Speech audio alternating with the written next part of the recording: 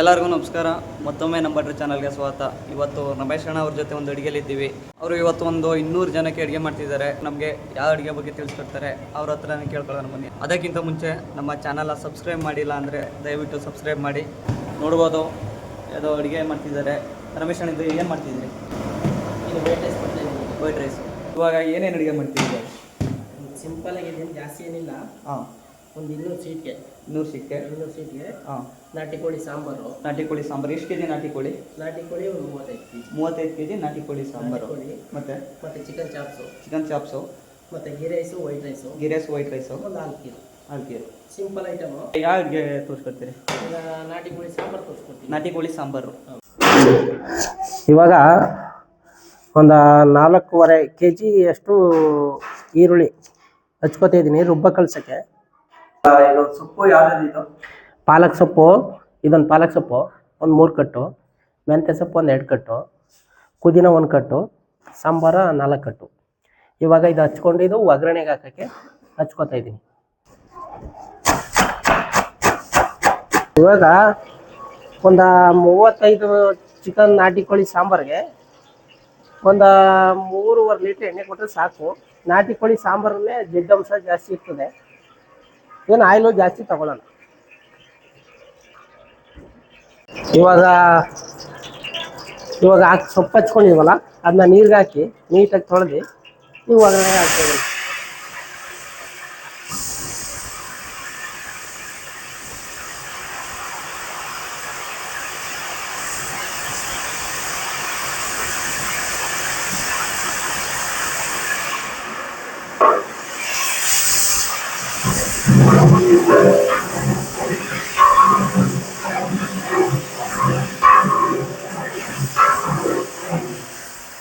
ಸೊಪ್ಪು ಮಾತ್ರ ನೀಟಾಗಿ ಫ್ರೈ ಆಗಬೇಕು ಎಣ್ಣೆಲಿ, ಅವಾಗ ಅದೇ ಫ್ರೈ ಆಯ್ತದೆ ಚೆನ್ನಾಗಿ.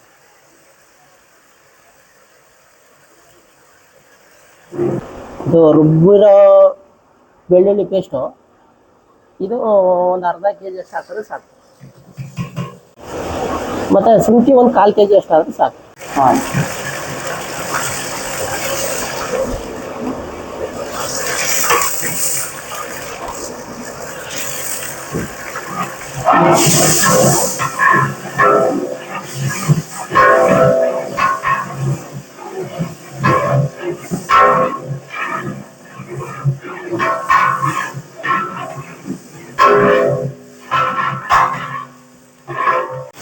ಅವಾಗ ತೋರಿಸಿದ ಹಚ್ಚಿದ್ದು ಈರುಳ್ಳಿ ಪೇಸ್ಟ್ ಇದು ಕಲರ್ ಬಂದಿರೋದು ಏನಿದು? ಇದು ಕಲರ್ ಬಂದಿರೋ ಅಂದ್ರೆ ಅರಿಶಿನ ಪುಡಿ ಹಾಕಿದೆ. ಅರಿಶಿನ ಪುಡಿ ಹಾಕಿರೋದಕ್ಕೆ ಕಲರ್ ಬಂದಿದೆ. ಕಲರ್ ಇದು ರುಬ್ಬಿರೋದು.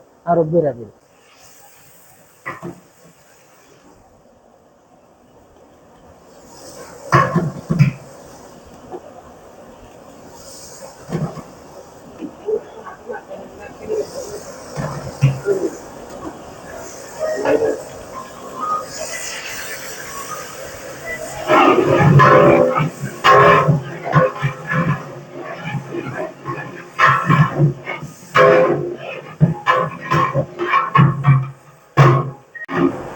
ಇವಾಗ ನೀಟಾಗಿ ಫ್ರೈ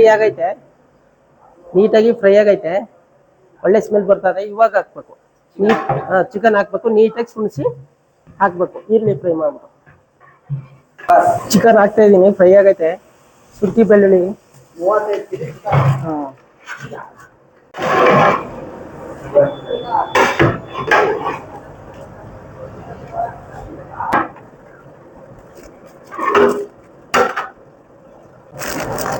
ಇವಾಗ ರುಚಿಗೆ ತಕ್ಕಷ್ಟು ಉಪ್ಪು.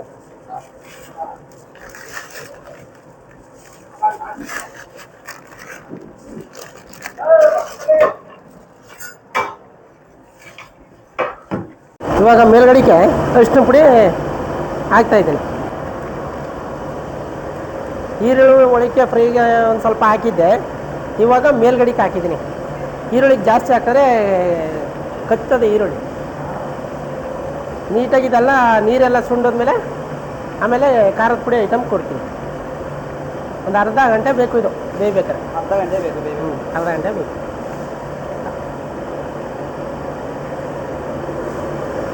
ಇವಾಗ ಒಂದು 20% ಬೆಂದೈತೆ. ಒಂದು 30% ಬೇಗಂಟ ಅಲ್ಲಿಗೆ 50% ಬೇಗಂಟ ಪ್ಲೇಟ್ ಮುಚ್ತಾ ಇದ್ದೀನಿ. ಮಾಡ್ತಿರೋದು ಇದು ಏನು ಮಾಡ್ತಿದ್ದಾನೆ ಅಂದರೆ ಇದು ಪಂತಿಗೆ ಊಟಕ್ಕೆ ಬೇಕಲ್ಲ ನಿಂಬೆಹಣ್ಣು ಪೀಸು. Side item. ಹಾಂ, ಸೈಡ್ ಐಟಮ್ಗೆ ಕಟ್ ಮಾಡ್ತಾಯಿದ್ದೀನಿ.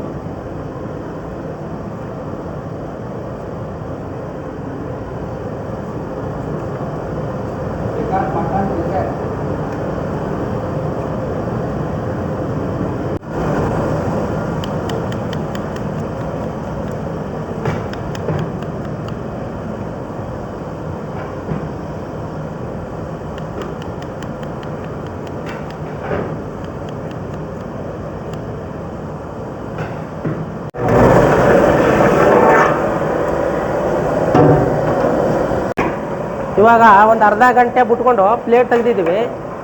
ಈಗ ಒಂದು 50% ಬೆಂದೈತೆ.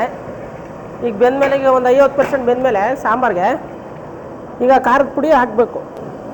ಇದು ನಾವು ಮಾಡ್ಕೊಂಡಿರೋ ಅಂಥ ಪುಡಿ ಇದು ನಾವು ಧನಿಯಾ ಪುಡಿ, ಚಿಕನ್ ಮಸಾಲ ಮತ್ತು ಬ್ಯಾಡಗೆ ಮೆಣಸಿನ್ಕಾಯಿ ಪುಡಿ ಮಾಡ್ಕೊಂಡಿರೋ ಅಂಥ ಮಸಾಲೆ ಇದು. ಇವಾಗ ಹಾಕ್ತಾಯಿದ್ದೀನಿ.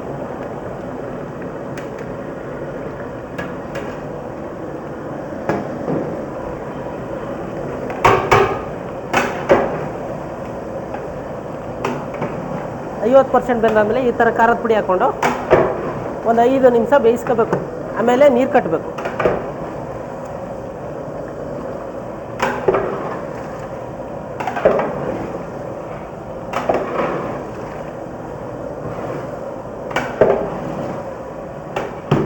ಇವಾಗ ಒಂದು 3 ಚೋರಿಗೆಷ್ಟು ನೀರು ಹಾಕ್ತಾಯಿದ್ದೀನಿ.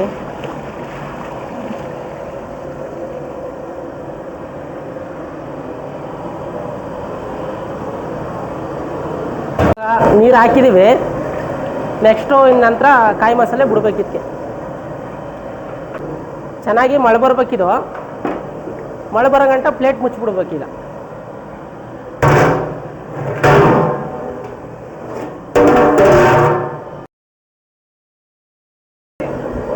ಇವಾಗ ಪ್ಲೇಟ್ ತೆಗಿತಾ ಇದ್ದೀನಿ. ಮಳೆ ಬಂದೈತೆ. ನೆಕ್ಸ್ಟು ಈಗ ಕಾಯಿ ಮಸಾಲೆ ಬಿಡಬೇಕು. ಈ ಕಾಯಿ ಮಸಾಲೆಗೆ ಒಂದು ಸ್ವಲ್ಪ ಚಕ್ಕೆ, ಒಂದು ಸ್ವಲ್ಪ ಜೀರಿಗೆ ಮತ್ತು ಒಂದು ಸ್ವಲ್ಪ ಲವಂಗ, ಒಂದು ಸ್ವಲ್ಪ ಬೇಬಿ ಗೋಡಂಬಿ ಹಾಕ್ಬಿಟ್ಟು ರುಬ್ಬಕ್ಕೆ ಕೊಟ್ಕಳಿಸ್ತೀವಿ. ಮತ್ತು ಅಲ್ಲಾಗ ಒಂದು ಸ್ವಲ್ಪ ಕೊಬ್ಬರಿ ಹಾಕ್ಬಿಟ್ಟು ಒಂದು 6 ಕಾಯಿ ಹಾಕಿದ್ವಿ. ಇದಕ್ಕೆ 6 ಕಾಯಿ ಹಾಕಿದ್ವಿ ಸಾಕು. ಈ ಮಸಾಲೆಗಳು ಹಾಕ್ತೀವಲ್ಲ ಅದೇ ಸಾಕು. ನಾವು ಜಾಸ್ತಿ ಕಾಯಿ ಹಾಕಲ್ಲ. ಹಾಗಾಗಿ ಇದಕ್ಕೆ ಒಂದು ಸ್ವಲ್ಪ ನೀರು ಹಾಕ್ಕೊಂಡು ಗಂಟು ಬರದೇ ಇರೋ ರೀತಿ ಕಲಿಸ್ಕೊಡೋದು.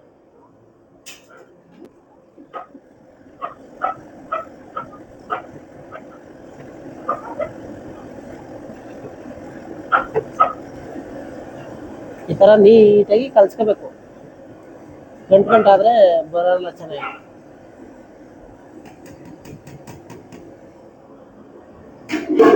ಇವಾಗ ನಂತರ ಈಗ ಬಿಡ್ತೀನಿ. ಈಗ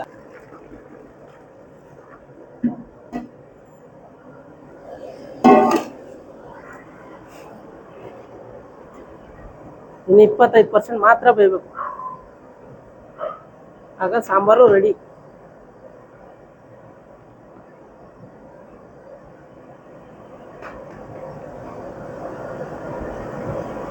ಇವಾಗ ನಾಟಿ ಸಾಂಬಾರು ಸೊಪ್ಪಿದು ಮೇಲ್ಗಡೆಗೆ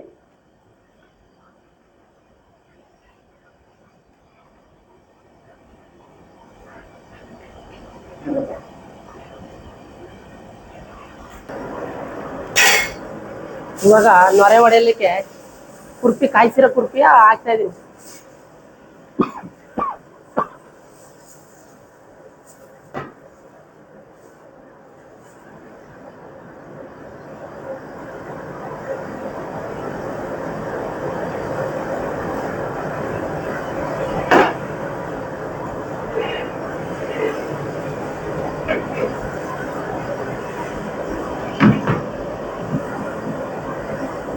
ಇವಾಗ ಗ್ಯಾಸ್ ಆಫ್ ಮಾಡಿದ್ದೀನಿ. ಮೇಲ್ಗಡೆ ಒಂದು ಸ್ವಲ್ಪ ಸಾಂಬಾರು ಸೊಪ್ಪು ಹಾಕ್ತಾಯಿದ್ದೀನಿ. ಸಾಂಬಾರು ರೆಡಿ ಆಗೈತೆ. ಇನ್ನೇನು ಊಟಕ್ಕೆ ಕೊಡೋದೇ ಈಗ. ಊಟಕ್ಕೆ ಕೊಡೋದಷ್ಟೇ. ಹಾಂ, ಊಟಕ್ಕೆ ಕೊಡೋದಷ್ಟೇ.